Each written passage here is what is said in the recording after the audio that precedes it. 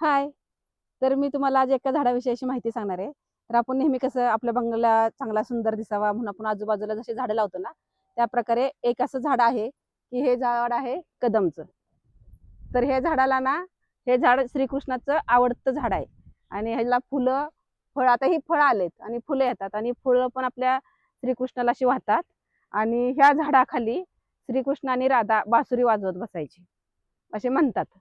आणि मग ह्याची फुलं आपण घरात ठेवायची. वास्तुशास्त्रानुसार हे झाड शुभ आहे आपल्या घराच्या भोवती लावायला. आणि ह्याचं फळ आहे ना, हे कृष्णाला वाहतात आणि घरात पण ठेवतात आणि खूप औषधी आहे हे फळ. ह्याची पानं आहेत ना, पानाशी उकळून आपल्या हाताला, पायाला कुठे खाज वगैरे येते ना, तर त्याने धुवायचे ना, औषधी पण आहे हे भरपूर. तर हे पहा कदमचं झाड आहे आणि हे जी फळं खातात पिकल्यानंतर. आता हे जी फळं आहेत ना, मी दाखवते. हे बघा, हे अजून कच्चे आहेत हे फळ. आता ह्याचं फूल येऊन गेले आणि हे फळ तयार झाले.